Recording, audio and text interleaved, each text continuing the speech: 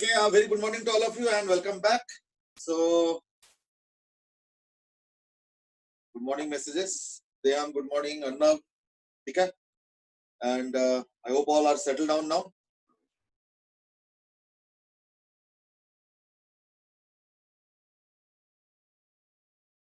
So, everybody must be keenly waiting for your results and all.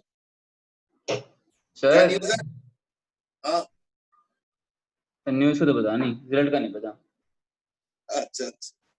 मैं वो कह रहा था सर, हमारा एसवीटी का पूरा पेपर सर बीएम शर्मा से बना था ना, पूरे पेपर बीएम शर्मा से बना था। तो मैंने सर कल पढ़ा और देखो सारे क्वेश्चन सर सारे। एक्चुअली ना it's the other way round. अब वो लोग अदर वे राउंड का क्या होता है? अदर वे राउंड ये कि बीएम शर्मा ने क्या किया है, जितने भी मटेरियल्स अवेलेबल है ना, चाहे वो कोटा बंसल का हो, चाहे वो टीएमएच का हो, चाहे एचसी वर्मा हो, चाहे कोई सा भी हो, उन्होंने क्या किया, सारे क्वेश्चंस को इकट्ठे करके बुक में डाल दिया। तो therefore BM Sharma almost becomes like some kind of a dictionary. ठीक है ना? Okay.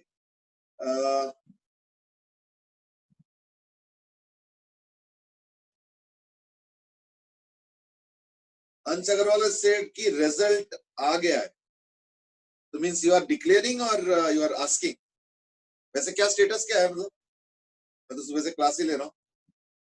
Okay, results will be at around 11 AM आज, today. Oh, so therefore it's an important day. कि तुम लोग पहली बार बोर्ड्स एंड ऑल दे रहे हो।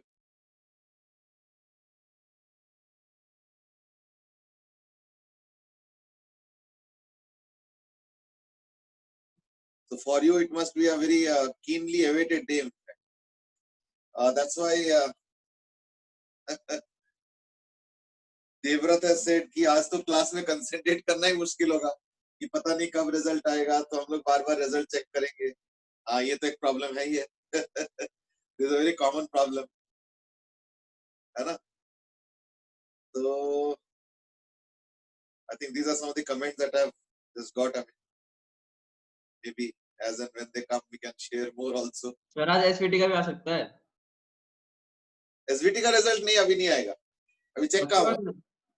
नहीं, वो बता रहा था मेरा दोस्त, किसी ने रवि सर से पूछा था, बोलता कि सर बोल रहे थे आज आ जाएगा। मैंने कहा है नहीं, अभी नहीं आएगा, आज नहीं आएगा।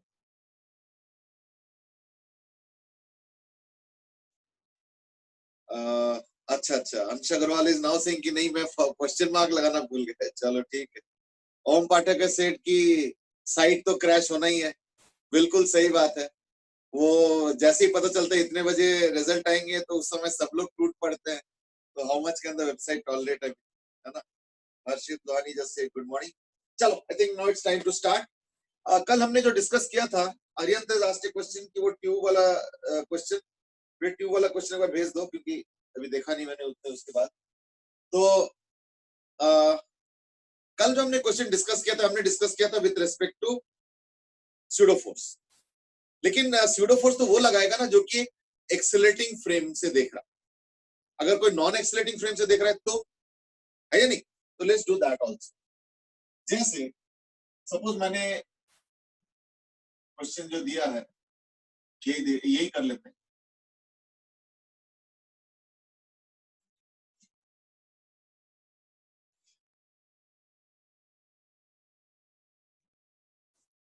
मैं एक काम करता हूं, मैं मान लेता हूं कि इसका जो एक्सेलरेशन है वो है ए एक्स इस तरफ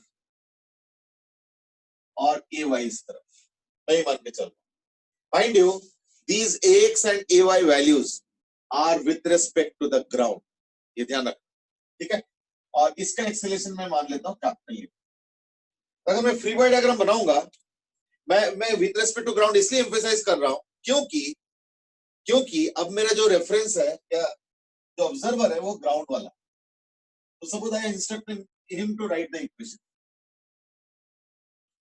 ये इक्वेशन लिखता, ध्यान रखना। तो इस पे नॉर्मल रिएक्शन एन आ गया, ये थीटा गिवन है, तो ये थीटा हो जाएगा, ये 90 से ये थीटा हो जाएगा, यानी थीटा 90, यानी ये हो जाएगा एन साइन थीटा ये हो जाएगा n cos थीटा। सिमिलरली अगर मैं इसके नॉर्मल एक्शन का बनाता हूं तो इन दैट केस ये आ जाएगा n sin थीटा,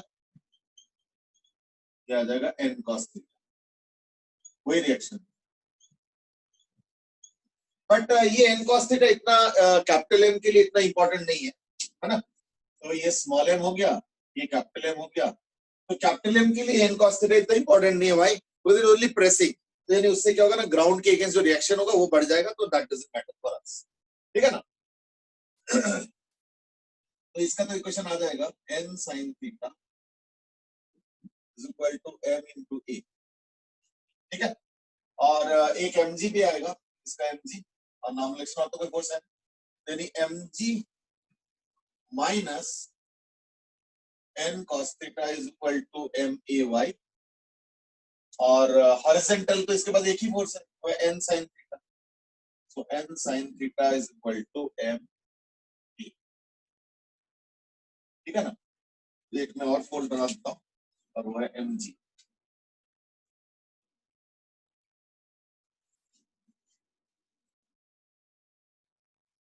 तो ये इसके max,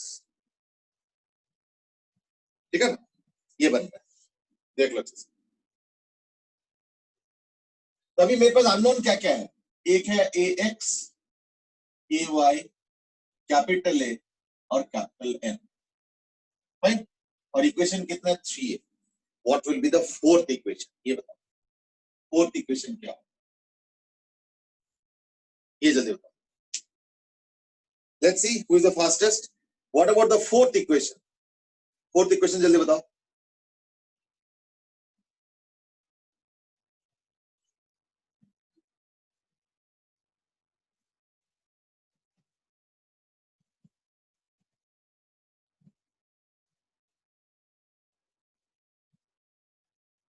I am waiting for the fourth equation बच्चे।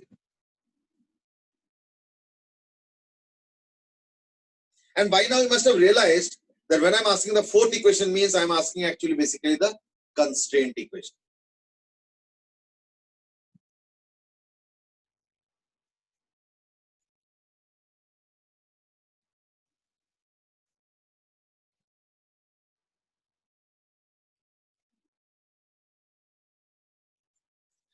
Capital A is equal to ay cos theta minus ax sin theta.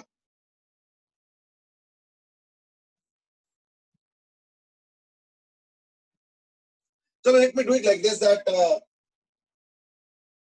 ये जो ax और ay का हिसाब किताब है, इसको हम कैसे विजुलाइज करें ना, इसको हम इस तरीके से सोचेंगे कि देखो अगर यहां पे ऑब्जर्वर होता, अगर होता तो, अगर होता तो उसको क्या एक्सेलरेशन नजर आता है, ये इस तरफ एक्सेलरेशन नजर आता है। And isn't this the relative observer. तो अगर मैं इससे पूछता भाई इसका एक्सेलरेशन बताओ, तो वो क्या बताता है ना, तो वो बताता कि x प्लस ए इस तरफ। क्यों, क्योंकि वो खुद ए से जा रहा है इधर और ये x जा रहा है, तो अगर ये स्टेशनरी होता, अगर ये बंदा यहाँ पे होता तो ये बताता है x, लेकिन क्योंकि खुद ए से जा रहा है तो ऑपोजिट डायरेक्शन तो ऐड हो जाएगा, यानी according to him it will be x plus A and this is a1, और ये मिला के theta. So the fourth equation will be tan theta is equal to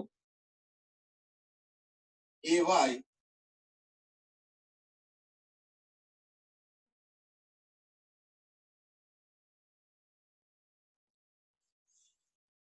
upon ax plus a। देख लो,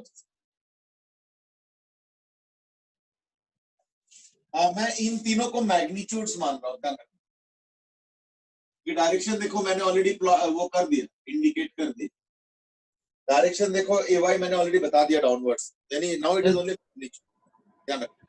हाँ जी बोलो। हाँ सर ax और a तो अपोजिट डायरेक्शन में, तो ax प्लस a क्यों ले रहे हैं?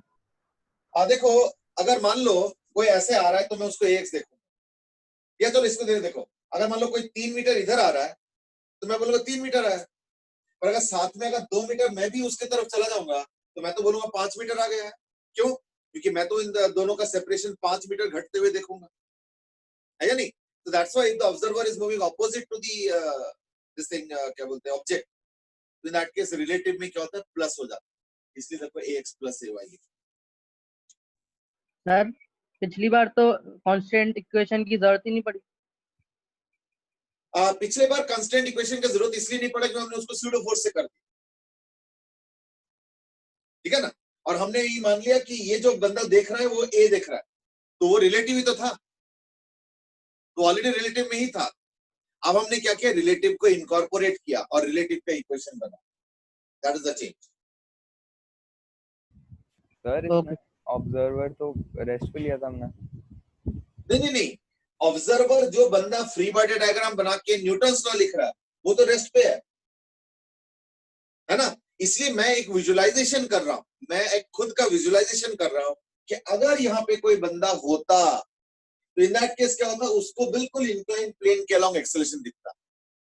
ये मेरा फोर्थ इक्वेशन बनाने का प्रेमाइस है कि अगर कोई इंक्लाइन प्लेन पे बैठा होता तो उसको बिल्कुल इंक्लाइन प्लेन के अलोंग ही उसके एक्सेलरेशन दिखता, और तो कहीं नहीं दिखता, है ना। तो इसलिए मैंने उसका फैक्ट किया, इसलिए तो theta angle use. So therefore it means what, that let's say if you ask this person what is the angle at which this object is moving, तो उसका आंसर थीटा नहीं होगा, उसका आंसर थीटा नहीं होगा, थीटा से ज्यादा होगा। क्यों? क्योंकि ax plus ay, if you ask me what is the acceleration observed by this person, तो फिर तो ये होगा ax और ay, ये एंगल, और ये ax प्लस ये तो बड़ा है, यानी अगर इसका फाई होता है तो फाई क्या होगा, greater than theta. This is as observed by this person, this is as observed by this person, और ये फाई तो नहीं पता ना मुझे, तो अगर इससे करोगे तो फाई एक और वेरिएबल आ गया अंदर, इंट्रोड्यूस हो गया। तो therefore I did not do this, I did this only, क्योंकि हमें पता है इसके बारे में। देखो जो भी फैक्ट्स हमें पता है उसका हम यूज करेंगे, और हमने यूज करके इक्वेशन भी लिखी, ठीक है ना। नाउ सोम हैज आस्क्ड कि ये क्वेश्चन फिर फाइनली मुझे स्यूडो फोर्स से करना चाहिए या मुझे नॉर्मली करना चाहिए। ना देखो एक्सपीरियंस सेज कि स्यूडो फोर्स लगा के क्वेश्चन थोड़ा सा सिंपलर होता है, और जनरली एक इक्वेशन कम लगता है, this you must have observed, ठीक है। अगर ये पूरा कॉन्फिडेंट हो गया तो in that case let's proceed for some other question also. चलो किसी ने और कुछ मुद्दा रेज नहीं किया तो now I can wrap it of. Let me give another one which is similar, same तो नहीं कहूंगा, but it is similar and with some constraint also, and that is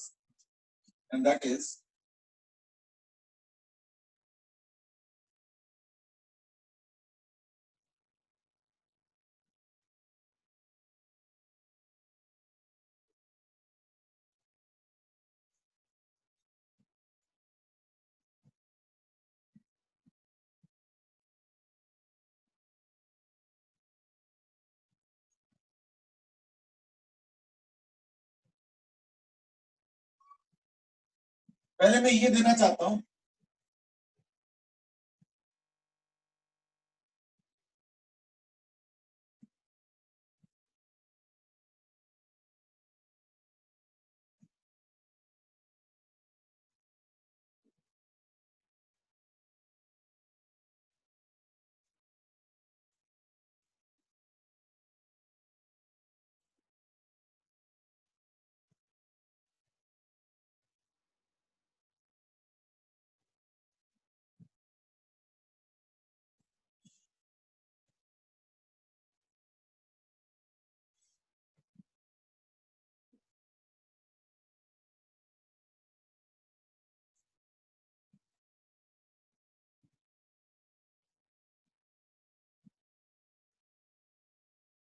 पहले इसको करो, फिर इसके ऊपर बेस करके मैं एक और दूंगा।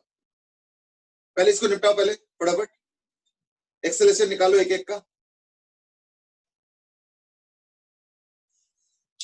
फिर इसके ऊपर बेस करके मैं और एक दूंगा। तो मीनवाइल मैं ना थोड़ा सा इंक भर लेता हूं। इसके एक्सेलरेशन ए होगा क्योंकि ये इसको ले जाएगा, और 1 2 3 4 ये स्ट्रिंग्स देखो, तो ये रिलीज हो रहा है यहाँ पे, ये थोड़ा आगे जा रहा है, पुली आगे जाएगा तो 2 यहाँ पे और एक पुली यहाँ जाएगा तो यहाँ पे, तो 4 टाइम्स रिलीज हो रहा है, यानी ये 4A से जाएगा। तो देखो इसके एक्सेलरेशन के डायग्राम वगैरह सब कुछ आ गया, यानी एक इक्वेशन हो जाएगा n is equal to a 1 into a, horizontal तो एक ही फोर्स है, हाँ वर्टिकली है 10 minus T is equal to 1 into 4a, ठीक है 1 इंटू 4a। और अगर यानी इक्वेशंस क्या क्या हो गया, a t और n, तीन आ गए, लेकिन दो इक्वेशन बना अभी तक, वेरिएबल तीन है। और इसका क्या हो जाएगा, नहीं इसका यहाँ पे टेंशन t है, यहाँ पे भी 2t है और यहाँ पे भी t है, तो 4 टाइम्स t, यानी इसका जो टेंशन है वो है इधर 4 टाइम्स t, इन साथ में एक नॉर्मल एक्शन भी इधर है, यानी तीसरा इक्वेशन हो जाएगा 4 टाइम्स t माइनस n, है ना, t 2t। पे 5t नहीं लग रहा, अब बेटे 5t वो एक्चुअली पता है क्या ना, कि अगर इसका वर्टिकल ड्रॉ करो, अगर मान लो ये नॉर्मल एक्शन निकालना होगा ना एन डैश, तब वो ड्रॉ करना पड़ेगा, एक टी इधर भी आएगा और एक 20 न्यूटन भी आएगा और एक नॉर्मल एक्शन एन डैश भी आएगा, तब उसका जरूरत पड़ेगा।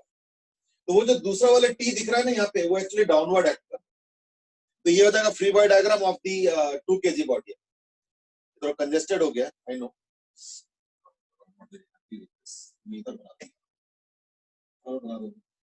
एक टी,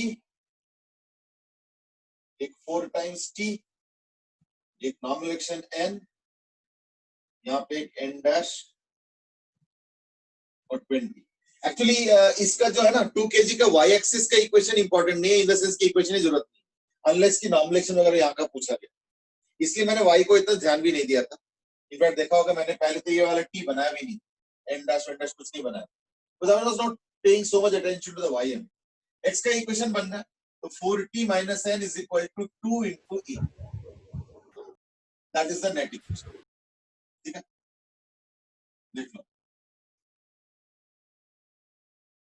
तो अगर मैं इन दोनों को ऐड करता हूं, पहला और तीसरे को, तो हो जाएगा 4t is equal to 2a plus a, है ना, यानी 3a, यानी t is equal to 3a by 4 आ, यानी t is equal to 3a by 4, और उसको उधर ले जाऊंगा तो अब ये बन जाएगा 10 is equal to 4a plus 3a by 4, यानी 19 by 4a, यानी a is equal to 40 by 19 metre पर सेकंड स्क्वायर।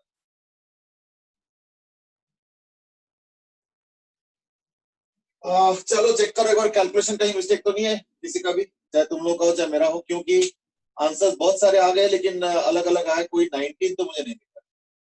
हाँ एक आंसर आया अंश अग्रवाल के 40 by 19, बाकी किसी का भी 19 नहीं है। देहम, जसराज, अरियंत, आदित्य, सानिया, नहीं सानिया का भी आंसर में 40 by 19, ठीक है।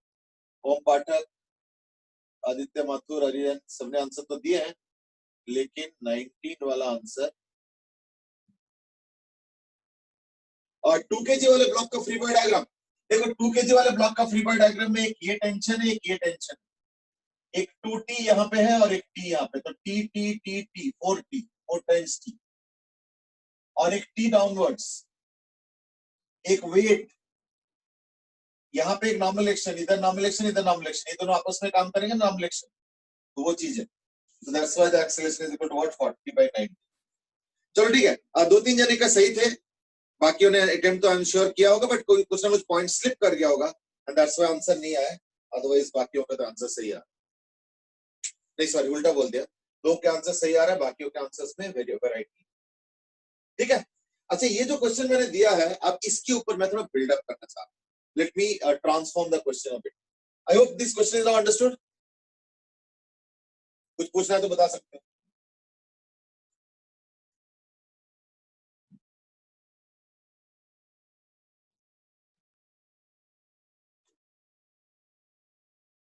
So now let me change the question a bit.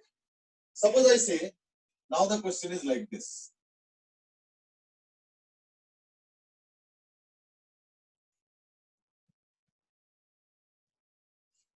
Let's start with a simple case.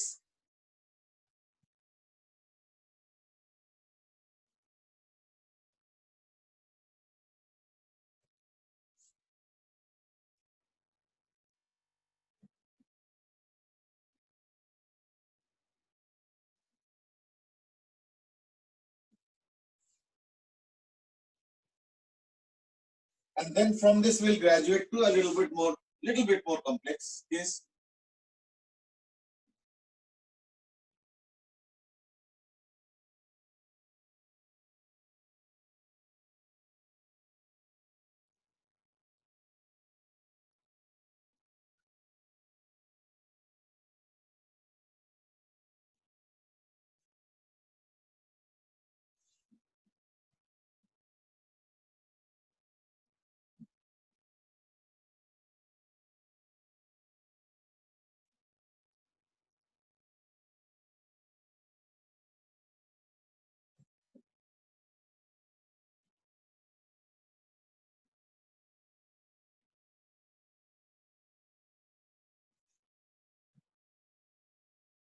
So we'll build upon the idea that we will generate here into this.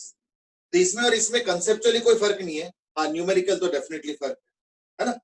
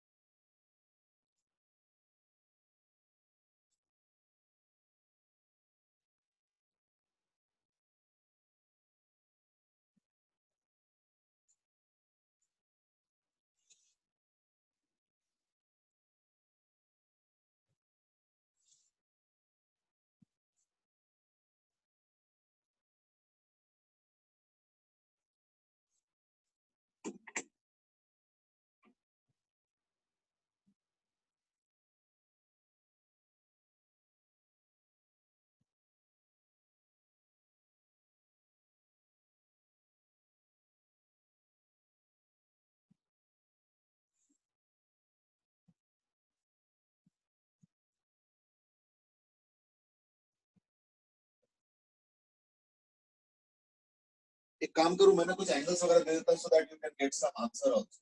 37 degree कर लो, इसको 2 kg कर लो, इसको 1 kg कर लो, so that you get some answer also. We can compare. हमें जैसे पिछले बार का था, ये वाला पहले करो.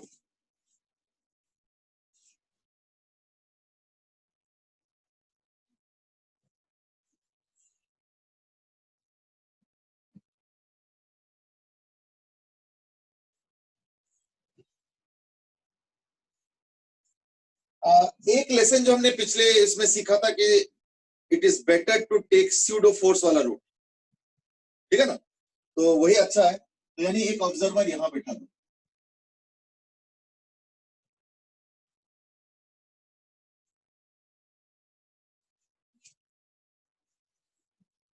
इस ऑब्जर्वर से इक्वेशन लिखवाओ, वो ज्यादा अच्छा है.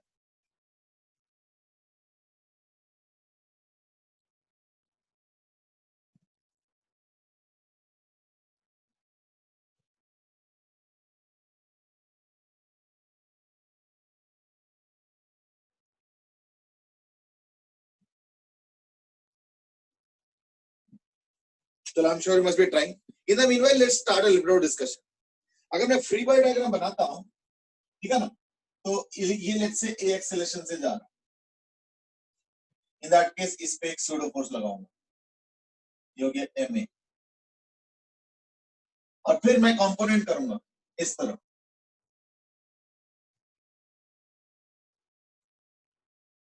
अरे ये थीटा तो ये भी थीटा होगा, फिर ये हो जाएगा एम ए कॉस थीटा, और ये हो जाएगा एम ए साइन. ये हो गया स्यूडो फोर्स के कंपोनेंट्स. बाकी जो नॉर्मल रिएक्शन होगा वो तो होगा ही, है ना. यानी अब अगर मैं इसको फ्री बॉडी डायग्राम बनाता हूं अलग से, इन दैट केस क्या होगा, एक तो हो गया M A cos theta,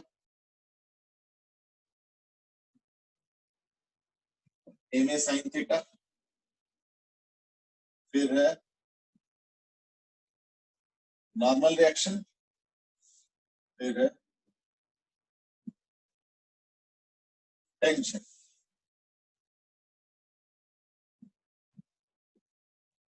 okay, बाकी जो नॉर्मल होता है वो तो रखेंगे एम जी साइन थीटा और एम जी कॉस थीटा. ये हो गया इसका फ्री बॉडी डायग्राम. पर अभी रुको, एक प्रॉब्लम है कि इस बंदे को क्या एक्सेलरेशन नजर आएगा, बताओ जरा. इस बंदे को इस बंदे को अगर मान लो पूछा जाए भाई इसका एक्सेलरेशन क्या है तो क्या बताएगा? along the incline. नहीं, that is fine, that is okay, but कितना? Okay, Som has written a cos theta.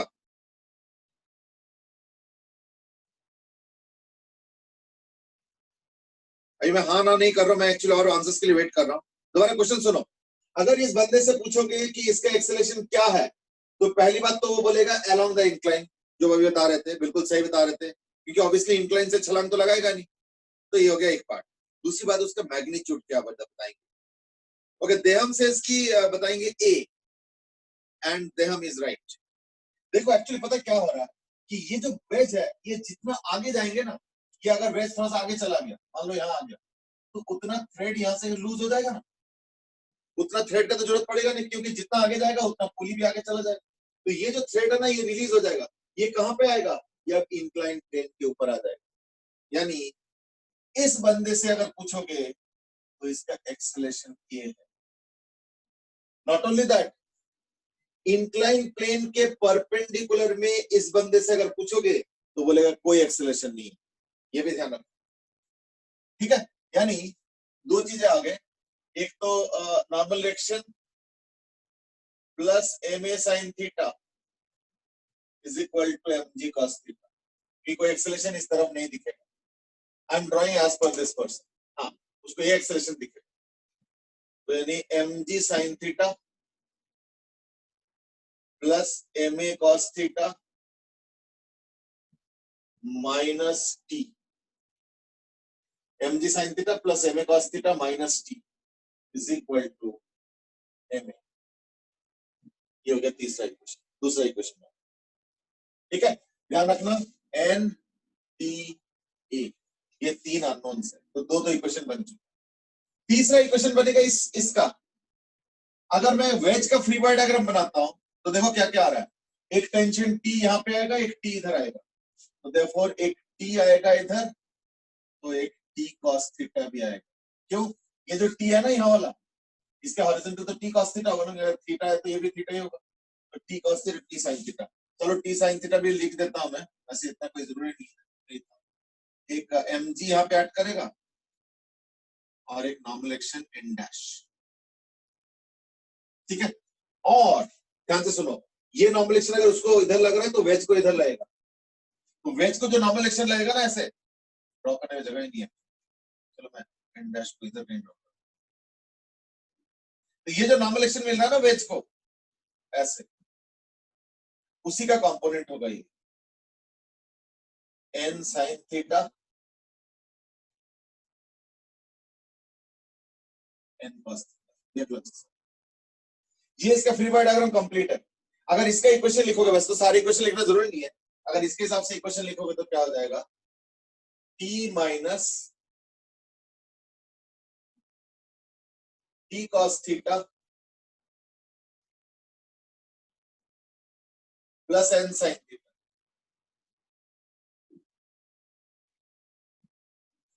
Is equal to capital N.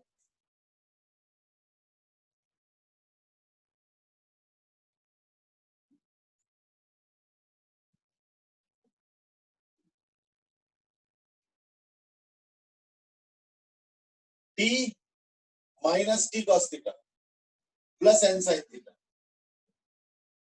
ये वाला इज इक्वल टू n. हाँ, अगर इसका y का इक्वेशन हो तो एक और आएगा वेरिएबल, वैसे जरूरत नहीं है. n dash minus n cos theta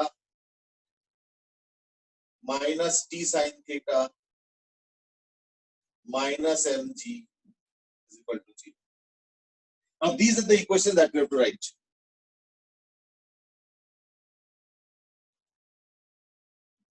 चलो अब मैं इसको सॉल्व करके वो नहीं करना चाह रहा हूँ क्योंकि थोड़ा बड़ा है. मैं सिर्फ एक काम करता हूं, इसके फ्री बॉडी डायग्राम में क्या चेंज आएगा वो बता दो. तो एक तो ये बता दो कि अगर इसका एक्सेलरेशन a होता है, let's say a capital M का, in that case as observed by this person, ये वाला जो बंदा है ये कितना एक्सेलरेशन देखेंगे ये बता दो. पहली बात तो ये वाला जो बंदा वो देखेगा एक्सेलरेशन इंक्लाइन प्लेन के अलाउ, जो कि सही नहीं है, क्योंकि इसका actually true acceleration incline plane के अलाउ नहीं है।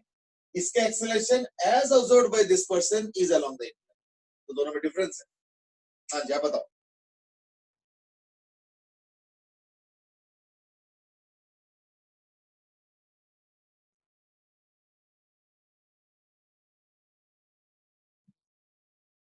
Okay, there are few answers coming up. एक आंसर है 8A, एक 7A आ रहा है, लेकिन 8A ही ज्यादा आ रहा है। स्नेहा, श्रेयसी, सोम सब 8A बोल रहे हैं। 7A इज बाय देहम, देहम, राजवंशी 7 बोल रहे हैं, कृष्णागर ने भी 8 बोला है, तो 8 वाला आंसर ज्यादा है। चलो कोई नहीं, देख लेता हूँ। देखो जैसे ही इतना मूव करेंगे ना, तो यहाँ पे 1 2 3 4 5 6 7 8, तो this is going to move with 8 acceleration. यानी चेंजेस क्या करोगे? चेंजेस ये आ जाएगा, एक तो इसके फ्री बॉडी डायग्राम में, कैपिटल एम के फ्री बॉडी डायग्राम में चेंजेस आ जाएंगे कि 1 2 3 4 1 2 3 4 5 6 7 8, this is 8 times t, this is t sin theta, this is t cos theta, and normal action is n sin. Horizontal वाले तो ये आएंगे, प्लस वो सब आएंगे एन डैश वेन डैश, वो तो छोड़, n sin थीटा एक, चलो वर्टिकल भी आएगा n cos थीटा। अब तो ऐसा तो फिर पूरा ही बनाना पड़ेगा, कैपिटल एम जी और एक यहाँ पे n डैश।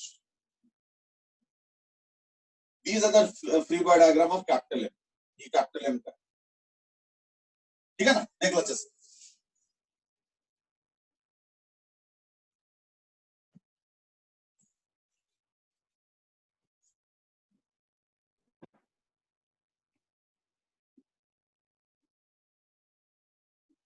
अच्छा देख लो, so this is what you're getting in.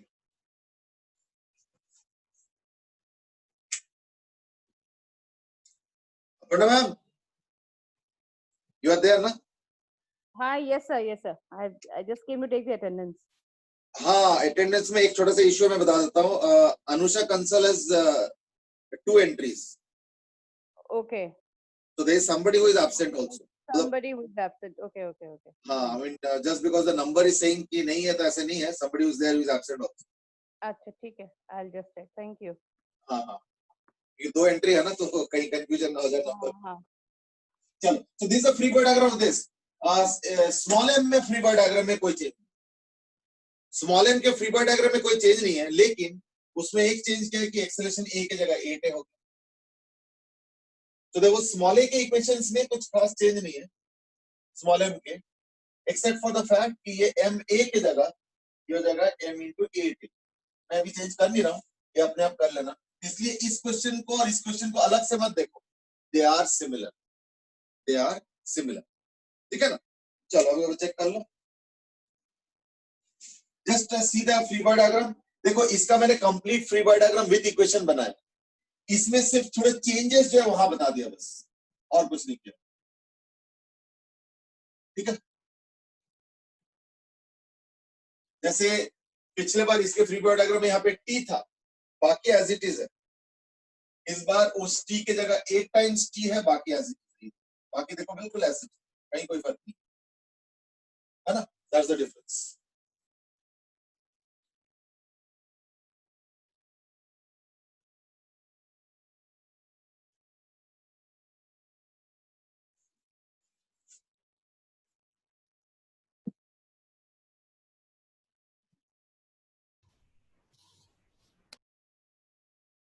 Yes, any query in this?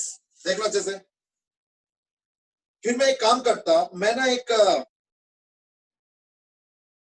ऐसे क्वेश्चन देता हूं जिसमें सॉल्यूशन नहीं करना है, जस्ट फ्री बॉडी डायग्राम बना लो और इक्वेशन बना लो, ठीक है ना? तो क्योंकि क्वेश्चंस कुछ लंबे लंबे होते हैं ना, तो इतना टाइम नहीं होता सॉल्व करने का पूरा पूरा, but at least let's get to the discussion as to how to approach it.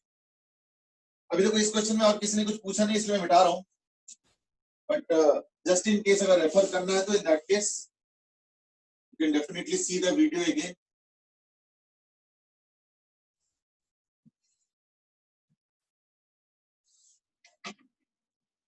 अच्छा देखो ये क्वेश्चन है, सपोज कैपिटल M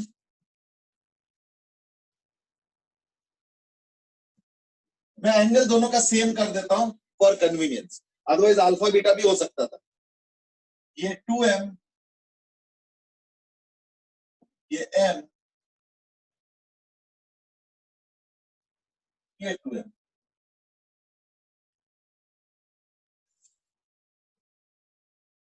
ठीक है, तो इनके एक तो डायनेमिक इक्वेशंस होंगे।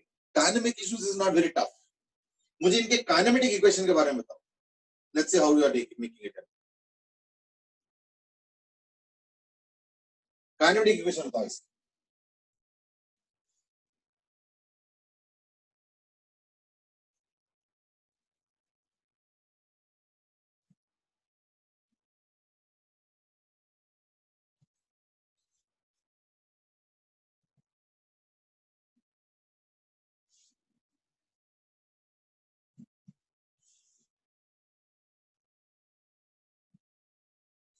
तो एक काम करूं, इसका A1 लिख देता हूं विद रिस्पेक्ट टू ग्राउंड और इसका A2, ठीक है ना। और as observed by this person, ये सपोज A1 है, and as observed by this person ये सपोज A2 है। यानी कैपिटल A1 और कैपिटल A2 एब्सोल्यूट है ना। Capital A1 comma A2 are with respect to ground, and small a1 a2 is as observed by respective observers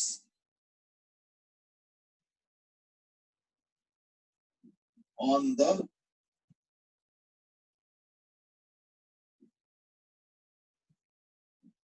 inclined plane।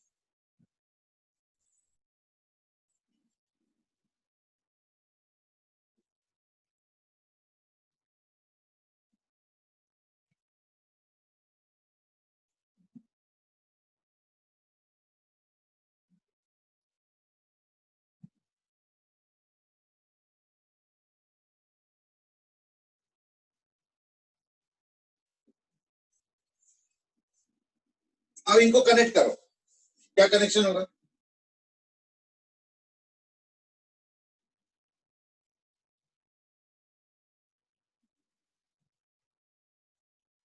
Yes anybody.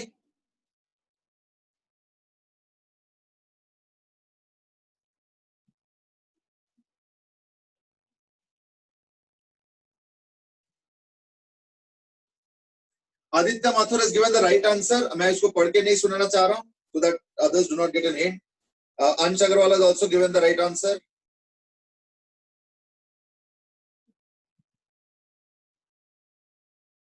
ठीक है, मतलब इसको कैसे विजुलाइज करेंगे कि अगर इसने मान लो A1 डिस्टेंस मूव किया, इसने अगर A2 डिस्टेंस मूव किया तो क्या होगा। इन दैट केस यहां से A1 का स्ट्रिंग और यहां से A2 का स्ट्रिंग छोटा हो जाएगा। अगर ये A1 डिस्टेंस मूव करता है, ये A2 डिस्टेंस मूव करता है लेट्स से, तो ये A1 और A2 हो जाएगा। तो इन दैट केस क्या होगा ना, उतना लेंथ छोटा हो जाएगा। ये जाएंगे कहां पे, ये इंक्लाइन प्लेन पे जाएंगे। लेकिन जरूरी नहीं कि, लेकिन ये जरूरी नहीं है कि ये वाला स्ट्रिंग यहां आ जाए और वो वाला स्ट्रिंग वहां आ जाए। क्यों?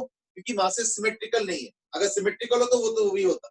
इनफैक्ट अगर सब कुछ सिमेट्रिकल रखते हैं, ये दोनों मासेस बराबर और सब कुछ एंगल वैंगल सब बराबर होता, इन दैट केस तो A1 A2 लिखने की जरूरत ही नहीं था। इन दैट केस तो एक का कैपिटल है तो दूसरे का भी कैपिटल ही होता।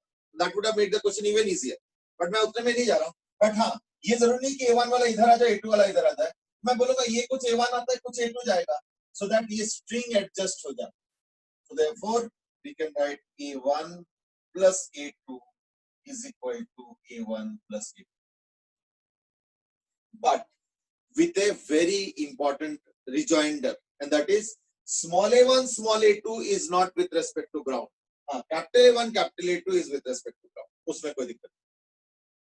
बाकी फ्री बॉडी डायग्राम एग्जैक्टली वही होगा जो हमने थोड़ा देर पहले बनाया था, इसलिए मैं इसका डायनेमिक इक्वेशन नहीं लिख रहा हूं, मैं इसका सिर्फ कंस्ट्रेंट इक्वेशन लिख रहा हूं।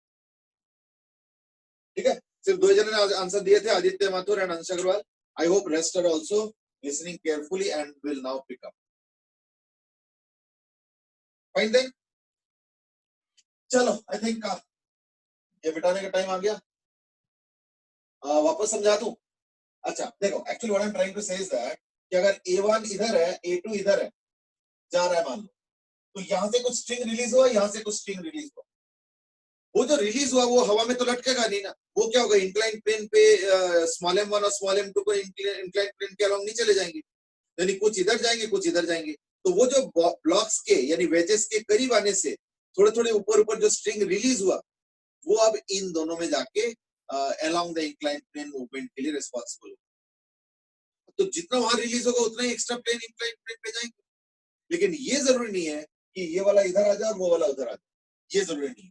बस ये कि इतना टोटल स्ट्रिंग रिलीज हुआ और ये यहाँ पे A2 का खपत हो रहा है, यहाँ पे A1 का खपत हो रहा है, इन दैट केस क्या होगा, A1 प्लस A2 वो जो रिलीज हुआ उन दोनों में एब्जॉर्ब कर A1 और स्मॉल A2 में absorb, and that's the source of this relationship. A1 plus A2, capital A1 plus capital A2 is equal to small A1 plus small A2. ठीक है ना?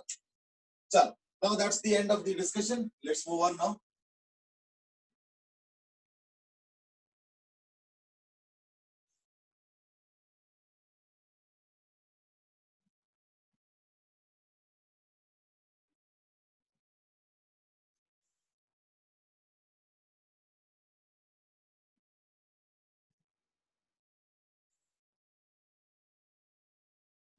अच्छा, what will happen? Let's see if I change the orientation a bit. जैसे suppose अगर मैं ऐसे orientation कर दूं तो क्या सेम रहेगा सब कुछ?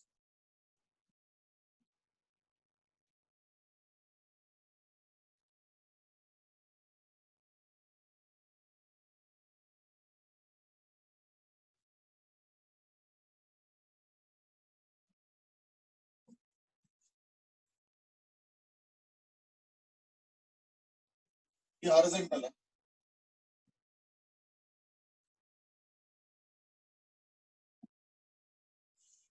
ये कैपिटल है।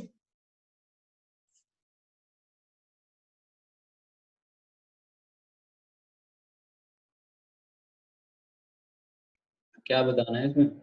सेम चीज, एक्सेलरेशन वगैरह। यानी इसमें क्या इक्वेशन बनेगा?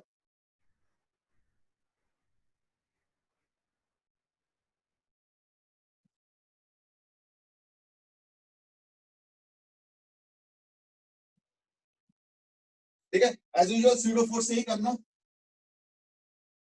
एक ऑब्जर्वर यहाँ पे रख देना, देखो जरा क्या चेंज आ रहा है इसके अंदर, तो जस्ट इनकॉर्पोरेट करो, 1-2 मिनट का टाइम देता हूं, then I will write the equation and you compare and tell.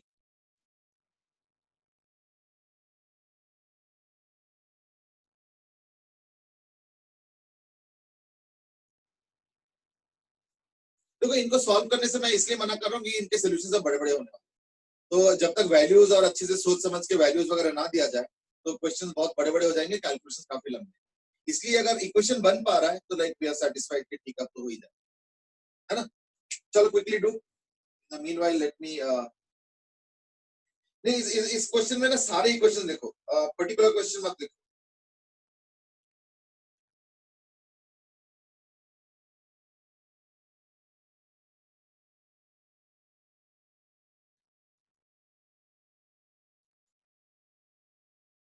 मैं तो अटेंडेंस ले लेता हूँ।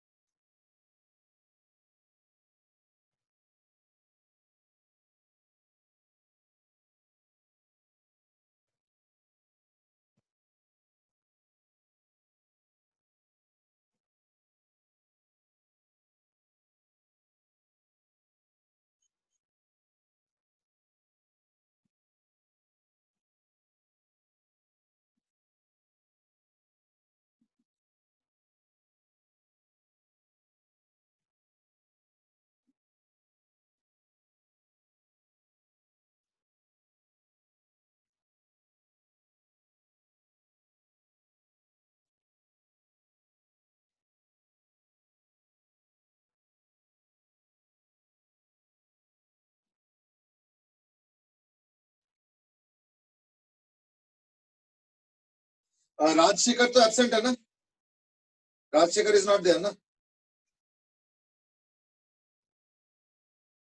ठीक,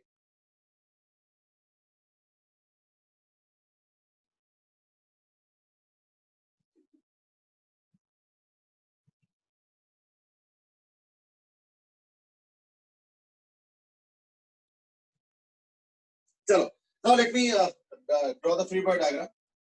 इसमें थोड़े से चेंजेस आएंगे, थोड़े से। रीजन बीइंग दैट इस बार टी इधर होगा इसके और टी इधर होगा। तो पिछले बार जो था ना वो टी और टी कॉस थीटा ऑपोजिट था, इस बार टी और T cos theta same direction में। टी से मैं कैपिटल एन का वर्टिकल ड्रॉ ही नहीं कर रहा, सिर्फ हॉरिजॉन्टल ड्रॉ। और क्या आएगा, एन साइन। तो इसका एक्सेलरेशन मान लो इस तरफ हो गया, सपोज स्मॉल है। In that case inclined plane के along जो acceleration होगा as observed by this person ये होगा। क्यों? क्योंकि देखो क्या हो रहा है, क्योंकि देखो क्या हो रहा है कि जब ये यहाँ पे आ जाता है ना, तो बस यही स्ट्रिंग खाली हो रहा है, यही इसको आगे लेके जा रहा है।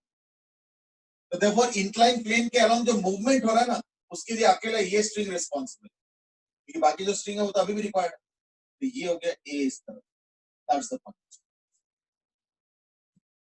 क्योंकि इस बार एम इधर एक्सेलेरेट कर रहा है, इसलिए स्मॉल एम में इस बार फ्री बॉडी डायग्राम थोड़ा सा चेंज आ रहा है, इन दिस सेंस कि ये टी आ गया, चलो ठीक है, ये एम जी साइन थीटा, ये एम जी कॉस थीटा। इस बार ए इधर तो स्यूडो फोर्स इधर हो जाएगा एम, यानी ये हो जाएगा एम ए कॉस थीटा और ये हो जाएगा M A sine. Plane right side में।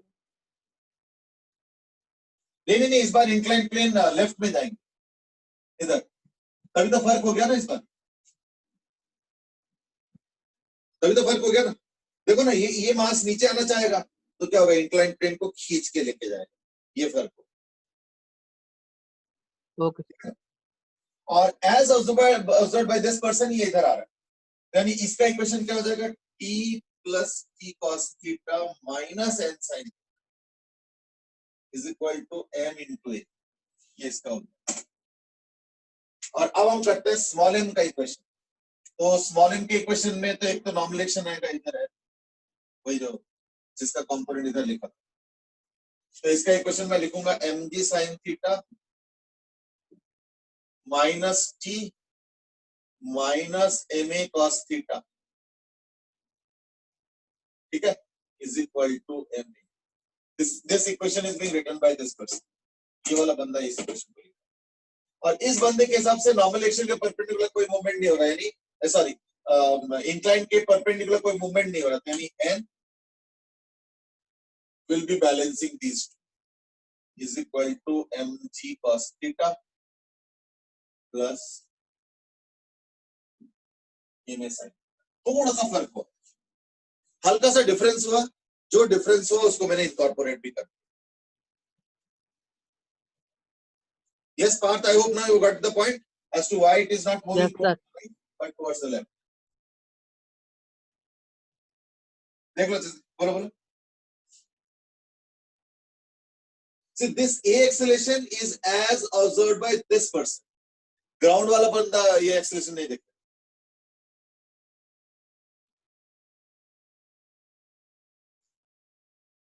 बोलो बोलो। सर क्लियर है। हो गया, ठीक, चलो।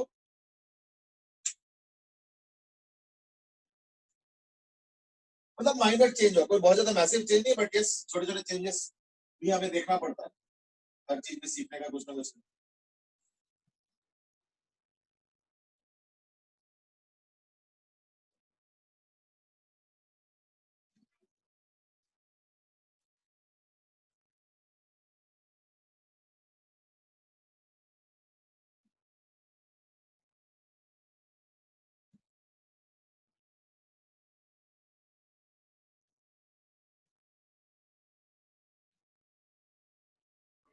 सर पिछले क्वेश्चन में दोनों की एक्सेलरेशन डायरेक्शन सेम तरफ क्यों थी? एक्चुअली देखो, ये तो नहीं है कि एक्सेलरेशन डायरेक्शन सेम है, ऐसे नहीं था। क्योंकि एक का हॉरिजॉन्टल एक्सेलरेशन है और एक का इंक्लाइन प्लेन के along as seen by the observer on the incline plane, तो सेम डायरेक्शन तो नहीं था, बट मैं तो उनके क्या बोलते हैं मैग्नीट्यूड्स को कंपेयर कर रहा, ठीक है ना, कि वेज जितना इधर जाएंगे तो उसके वजह से पुली के ऊपर वाला जो पार्ट ऑफ द स्ट्रिंग है वो थोड़ा सा कम हो जाएगा रिक्वायर्ड, तो वही जो है इंक्लाइन प्लेन के अलोंग मूवमेंट के लिए रिस्पॉन्सिबल। इसलिए इंक्लाइन प्लेन के along movement as seen by the observer on the inclined plane is same as the actual movement of the wedge on the horizontal ground. ये चीज यानी movement on the horizontal ground by the wedge is same as the acceleration seen by the observer on the wedge or smaller. ये चीज, and that too I was talking about only the magnitude. Direction तो अलग होगा ही, क्योंकि एक incline plane के along एक horizontal, direction तो कंपेयर करने कोई सेंस नहीं बनता है ना। इस केस में बताओ स्मॉल एम का मूवमेंट, स्मॉल एम का मूवमेंट कैसे होगा? Which quadrant will the movement of small M and capital M be? ये फिक्स्ड है, ये फिक्स्ड इंक्लाइन प्लेन है।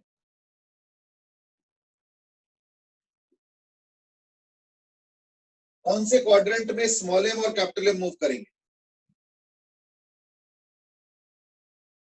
कौन से क्वाड्रेंट में स्मॉल एम और कैपिटल एम मूव करेंगे? ठीक है, अंश Agarwal has given the right answer. Krishnagar has given partly right answer. दो आंसर्स आए अभी तक।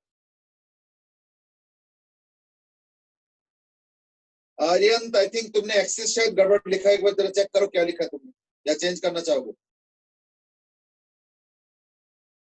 Okay, Dhruv Sharma says third and fourth.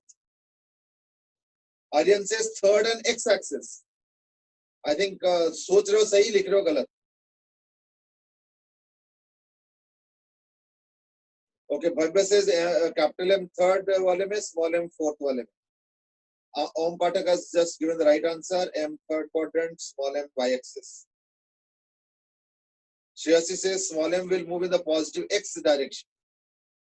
Ishita says 1 and 3. Okay, is that so? Krishnagar says 3 and y axis. So the correct answer is third quadrant for capital M and y axis for small m. Small m सीधा नीचे आएगा, क्यों? क्योंकि small m को horizontal ले कौन जाएगा? Friction तो दिया नहीं। Therefore, this is going to move horizontal and this is going to move exactly in this direction with some expression.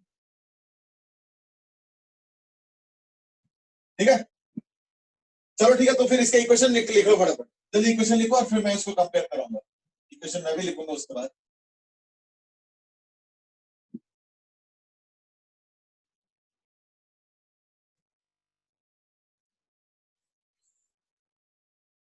ठीक है, हर्षित लोहानी, बाद में देवव्रत तिवातिया, ध्रुव गुप्ता,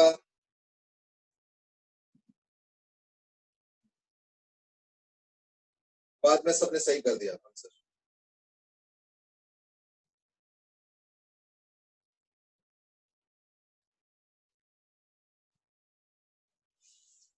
नहीं, इस बार वेज स्टेशनरी है, मैंने पहले लिखा फिक्स्ड इंक्लाइन, इस बार इंक्लाइन मूव नहीं कर रहा। वो भी एक क्वेश्चन बन सकता है, इसको कुछ नहीं है, इट्स जस्ट दैट मैंने नहीं दिया।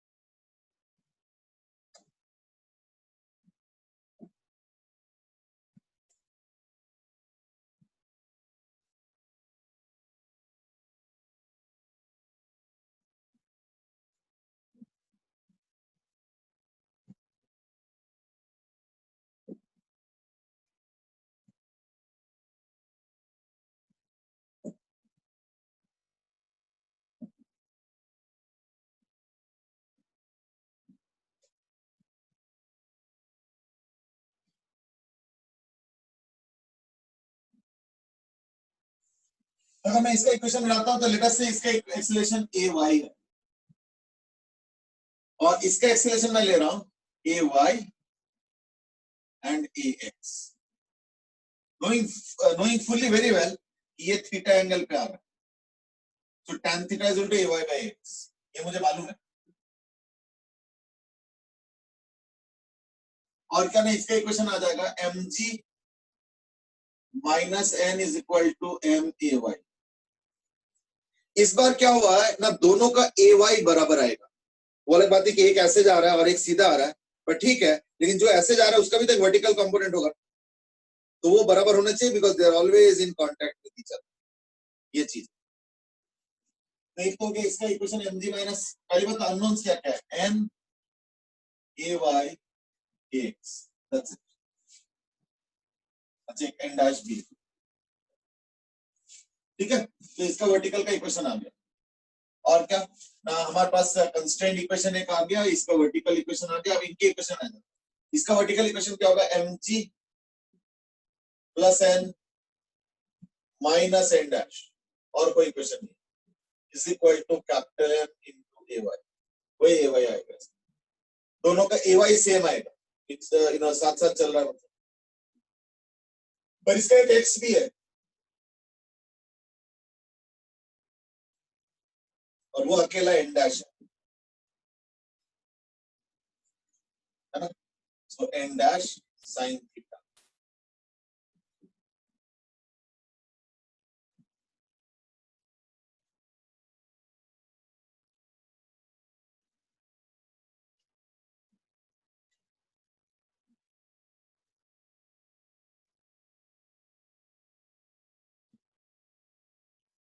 So these are the four equations that will be formed.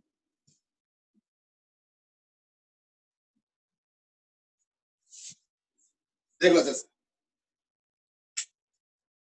cos theta आएगा किसी में, अच्छा ठीक, यहाँ पे n डैश cos थीटा आएगा, ये वाला mg minus n dash cos theta और प्लस n है ना, n डैश cos थीटा वाला is equal to m a y, क्योंकि इसका जो ए वाई होगा वो इसके ए वाई के बराबर होगा, दोनों साथ साथ चल। तो मैंने उसका फायदा उठाया कि यहाँ पे भी इसके ए वाई है और यहाँ पे भी देखो इसके ए वाई, ठीक है ना।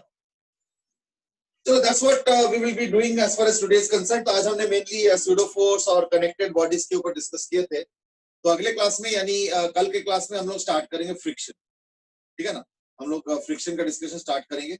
अच्छा हाँ, बाय द वे एक चीज मैंने बता देता हूँ, इज दैट वो कौन सा क्वेश्चन बता रहे थे ना जो हॉरिजॉन्टल में बताया नहीं गया, ये तो मैंने वो क्वेश्चन देखा था, और भी अगर कोई डाउट है तो बता देना। वो क्वेश्चन ये था कि एक बॉडी को ऐसे फेंका गया, एक बॉडी को ऐसे फेंका गया, इनका velocity u alpha v beta ऐसे कुछ था, और बोल रहे थे find out the relative velocity, find out the relative velocity when कुछ समथिंग इज हॉरिजॉन्टल। अब तुम लोगों का सवाल ये था कि ये हॉरिजॉन्टल होगा उस समय पूछा है या ये हॉरिजॉन्टल होगा उस समय पूछा है, ये तो दिया नहीं, तो मुझे कैसे पता चलेगा कि रिलेटिव वेलोसिटी किस वक्त का निकालना है।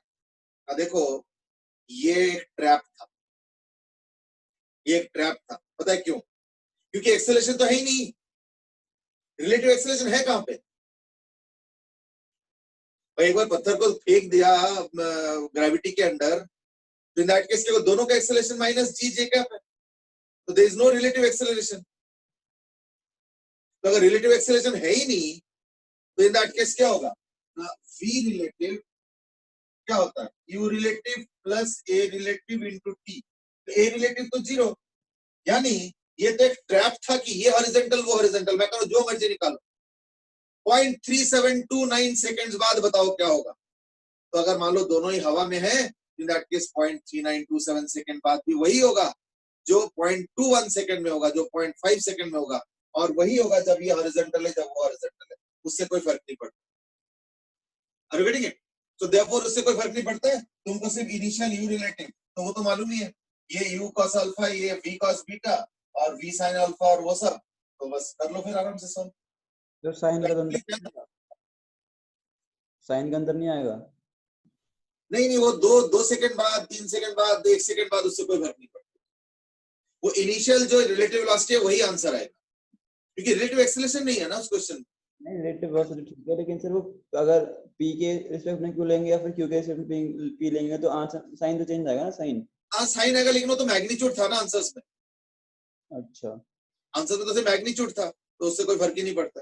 लेकिन सर जब भी मैंने क्वेश्चन देखा था ये वाला बीएम शर्मा में पूरा कंप्लीट लिख रहा था व्हेन p इज हॉरिजॉन्टल, वो मेरे ख्याल से मिसप्रिंट था क्वेश्चन में, उस वाले अरे क्वेश्चन में। समझे नहीं, मैं कह रहा हूँ हो सकता है कि b हॉरिजॉन्टल है या a हॉरिजॉन्टल, वो एक सवाल है, बट कोई फर्क ही जब नहीं पड़ता है। मैं कह रहा हूँ अच्छा क्वेश्चन को चेंज कर देता हूँ, find out the relative velocity when 1 second before b is horizontal, तो क्या फर्क पड़ता है? ठीक है, 1 सेकंड पहले भी वही होगा, 1 सेकंड आफ्टर हॉरिजॉन्टल वही होगा, एट हॉरिजॉन्टल वही होगा, तो it doesn't make a difference.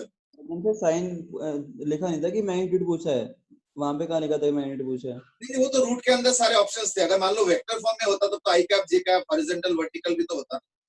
अगर रूट, अगर एक ही आंसर दे रहा है रूट अंडर 32, तो एक आंसर का मतलब क्या हुआ? वो तो ना लिख रहा है एक्स ना वाई ना कुछ, तो यानी क्या हुआ? उसका मैग्नीट्यूड, तो मैग्नीट्यूड निकालना था उसको, ठीक है ना। अंश अग्रवाल सेट के नहीं ऑप्शंस में नहीं आ रहा था सर, ऑप्शंस गलत थे। अच्छा मतलब मैग्नीट्यूड भी, मैग्नीट्यूड वाले में भी गलत था। Yes sir. अच्छा चलो वो मैं देख लूंगा, बट क्वेश्चन पढ़ के मुझे लगा कि जैसे कोई कह रहे थे नहीं क्वेश्चन पढ़ के डेटा मिसिंग है, तो डेटा मिसिंग तो नहीं था, बट हाँ अगर उसमें ऑप्शन चॉइस में गलती था तो मैं देखूं कि मतलब मैग्नीट्यूड अगर अलग आ रहा है, यानी जो 4 ऑप्शन है उसके अलग, उससे हट के अगर अलग आ रहा है वो मैं देखूं, ठीक है ना। चलो ठीक है, आज के लिए इतना ही। कल हम लोग जो है ना फ्रिक्शन स्टार्ट करेंगे। So tomorrow new day, new class and new topic, and that is on friction. Fine, as far as pseudo force and constraint equation is concerned या connected bodies is concerned, I think we have done sufficient practice। बाकी इसका कोई limit नहीं है, जितने और book वगैरह material वगैरह सॉल्व करोगे तो इतना देखना और क्वेश्चन मिलेंगे। आई think now you have sufficient background to do those questions, ठीक है। बाकी कुछ और होगा तो देखो, ठीक है। चलो आज के लिए इतना ही, फिर we'll meet again tomorrow। Thank you. Okay बेटे, have a good day।